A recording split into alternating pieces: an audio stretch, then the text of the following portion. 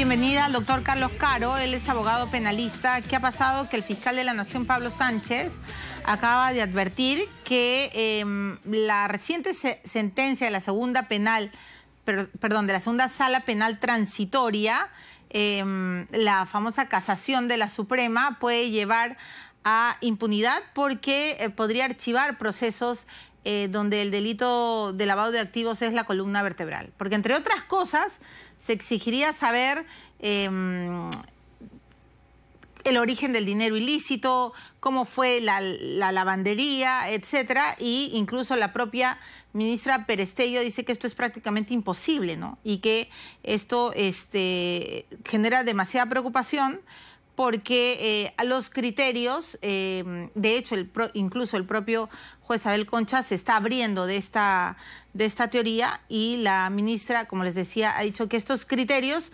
pueden llevar a confusiones que al final te deriven en archivamientos.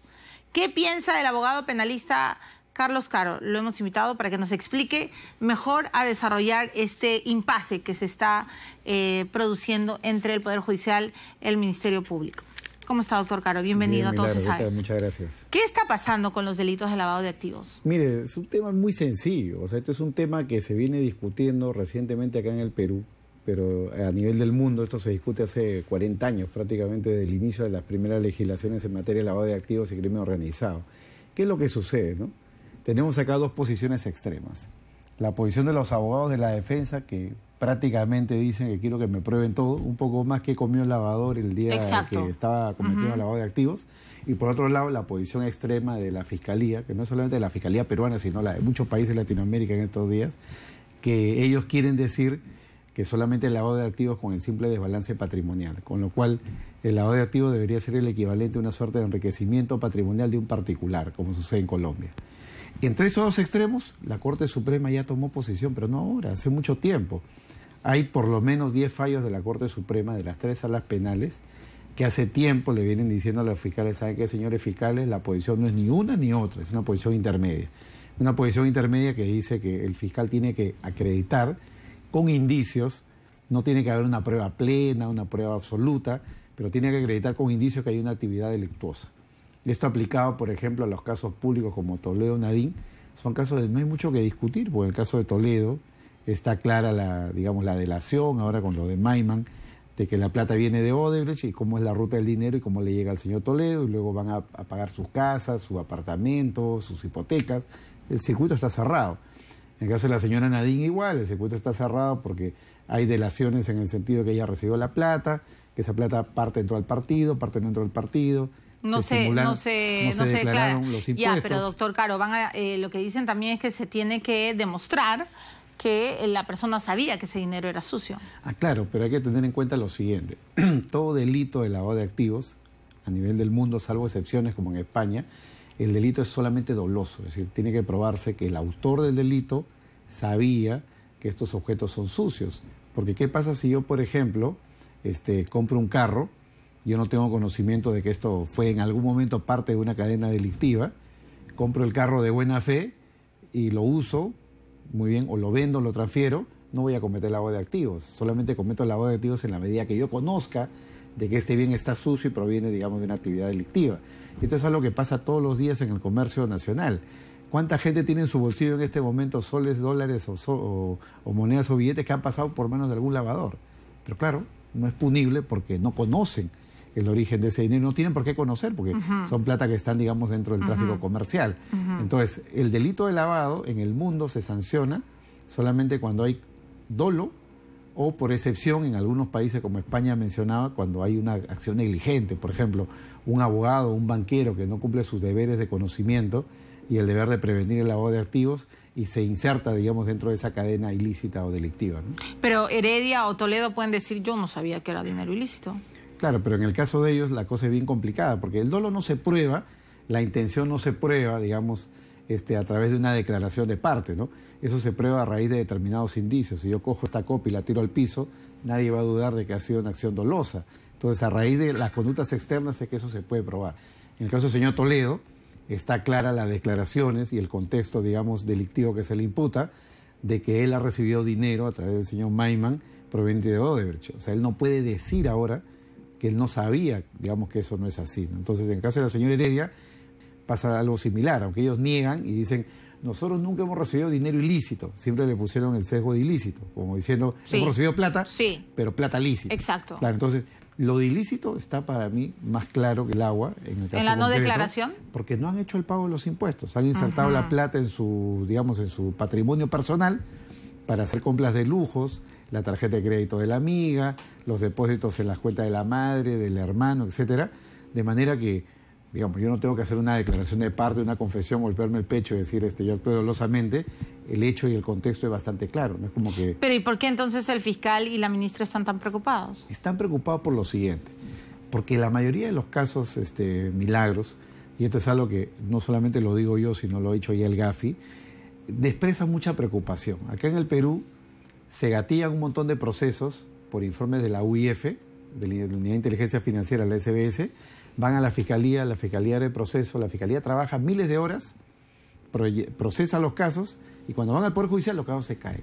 No hay estadísticas acá en el Perú de condenas, las condenas son escasísimas. Recuérdame tú un caso importante donde tú digas un lavador fue sentenciado y condenado. ¿Fue el caso Ceballos? Seguramente algunos que hay que contar con los dedos de la mano. ¿Por qué? Porque cuando llegan los casos a la Corte Suprema, la Corte Suprema ha establecido ya un criterio no de ahora, sino hace 3 o 4 años atrás, de que tiene que haber una mínima acreditación de la actividad delictiva previa. Y eso es O sea algo que la no es Corte nuevo. Suprema está equivocada. La Corte Suprema ya fijó un estándar, que es el estándar, ojo, internacional.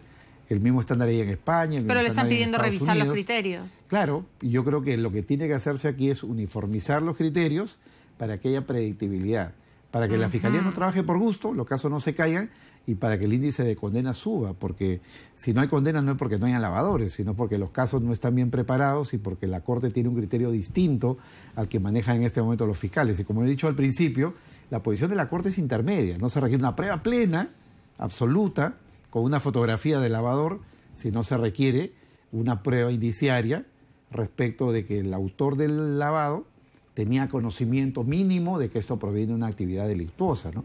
Entonces, por ejemplo, como decíamos hace un momento, si alguien compra un carro, lo mínimo que se le tiene que exigir no es que esa persona pague un precio de mercado, sino que pague precio de mercado, no pague precio de mercado, sepa de que ese carro está vinculado a un narcotraficante, Claro. a un corrupto, Claro. porque de lo contrario, pues, todos seríamos prácticamente autores del delito de lavado No, pero de y además dinero. que sea bancarizado, que sea declarado, ¿no es cierto? Efectivamente, si ya pasó todos los Cosas que- controles, ¿no? Efectivamente. Entonces, si no, pues, todas las personas que le prestaron servicios al señor Ceballos serían lavadores también, porque el señor Ceballos pagaba la luz, pagaba combustible para las aerolíneas, pagaba el agua, Y le pagaba taxis, gente los compraba honorarios. carros, eso Ya, no pero es un delito. y en el caso de Maiman y de Toledo, porque claro, Toledo dice, un momentito, el abogado, ¿no? Heriberto Benítez siempre ha dicho, eso es el problema de Maiman, no es problema de Toledo, ¿no? Es el dinero que cayó a la cuenta de Maiman. Ahora Maiman va a hablar y ha dicho que él tiene incluso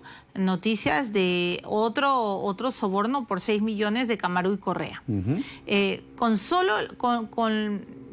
Con la compra de los inmuebles de Camacho, ¿no es cierto?, de la oficina, de Punta Sal, etcétera, con los inmuebles que Toledo adquirió y con la imputación, con la colaboración eficaz ya de Maiman y con la imputación de Barata y de Marcelo, ¿basta y sobra? Porque Desde mi punto de Benítez, vista, sí. desde mi punto de vista, la prueba es mucho más que evidente que en muchos casos en que la Corte Suprema ya ha sentenciado y condenado. Ok. ¿Por qué? O sea, no se Porque acá, caería en la Suprema. Desde mi punto de vista no hay forma, Ya. porque el circuito del dinero está completamente cerrado.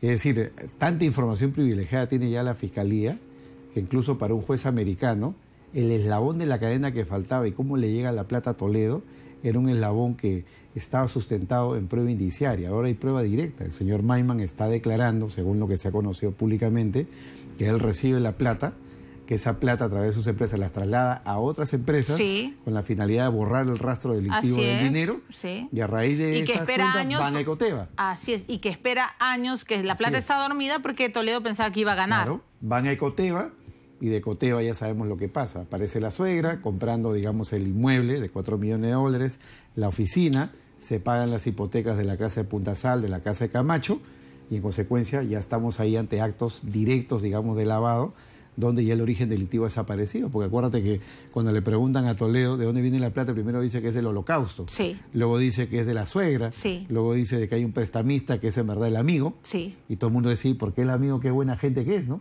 Y ya está la respuesta ya conocida.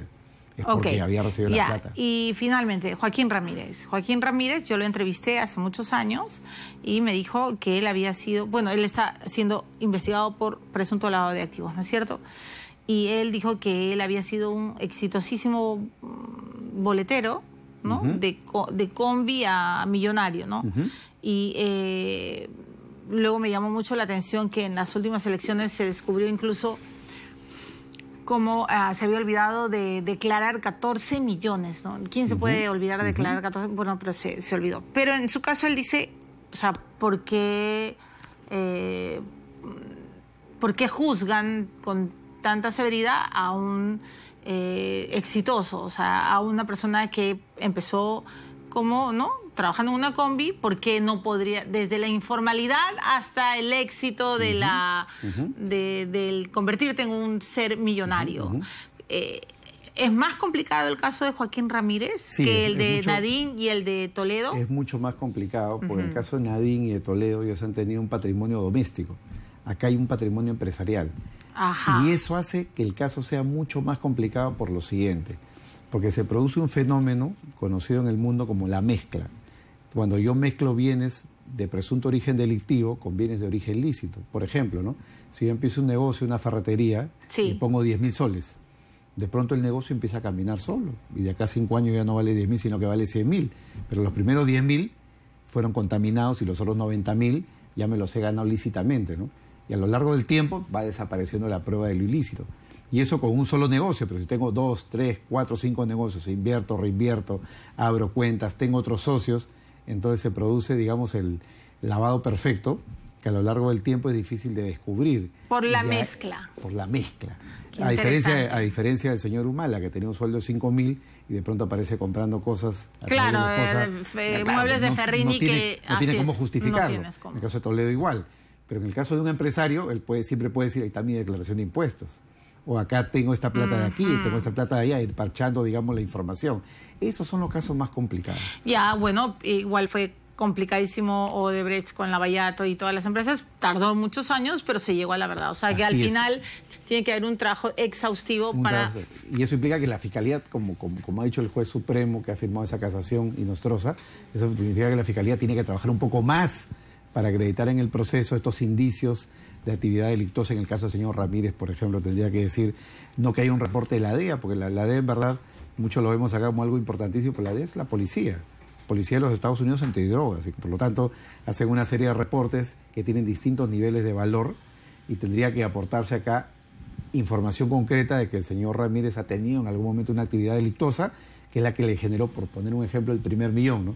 Y a partir del primer millón, cómo se produjo ya la cadena delictiva es otra historia, pero tendría que acreditarse que hubo un primer millón, por poner un ejemplo, puede ser 100.000 soles, $100.000, que le generaron, digamos, el patrimonio inicial para lavar dinero. Qué interesante y qué complicado la galleta, doctor Caro. Muchísimas qué complicado gracias. En el caso de las campañas, ¿no? Porque, ¿de dónde vienen? Sí, aportantes, quienes no quieren decir sus nombres. Y de pronto hay grandes bailetones y tú dices, ¿de dónde sacan tanta plata estos candidatos? O sea, claro. Bien... Y desde luego que para ese tipo de cosas, Milagros, la Fiscalía debería de utilizar información de todo tipo, contable, financiera, económica. Sí, claro. Pues todo el mundo sabe, ¿no?, que una campaña uno puede recolectar plata. Pero tanta plata. Claro, comparativamente uno puede decir en cuántas campañas se ha recopilado tanta plata en una noche. Y es la oportunidad perfecta para insertar dinero ilícito, ¿no? Y eso es lo que puede pasar. Para meter plata fuera. Por eso fuera. es que los partidos políticos deben de tener oficiales de cumplimiento como los bancos para reportar operaciones sospechosas como esta. Así es. Bueno, pero no, eso sería pedir demasiada decencia. Sí. A mí se me ha roto. Son grandes negocios las campañas. Se me ha roto el mensaje de la galleta. No puedo creer, Catalina, que se estén rompiendo los mensajes de las galletas. Pero acá, hay mucha fuerza, intensidad en nuestros entrevistados. Tendrás un momento emocionante en lo inmediato. Ya ve. Bueno, parece esto de los últimos días, porque estoy teniendo momentos emocionantes en los últimos tiempos, ¿no? ¿Cuál ha sido el más emocionante del...? Que gane Perú, por ejemplo, el día de ayer. Está bien. Vio el partido, ¿no? Claro que sí. Lo gritó también. También, el 2-1. Gol a gol. Gol. Bueno, esperemos ganar, ¿no? Sí, viene, claro que sí. viene Argentina. Hay que ser optimista. Muchas gracias, Gracias, doctor. Milagros. Un Muchas placer. gracias por su aclaración y explicación. Me voy a la pausa. Regreso con Eduardo Mendoza y con Pietro Civile y la hora final. Los últimos, los tiempos finales de la captura del siglo. Ya regresamos.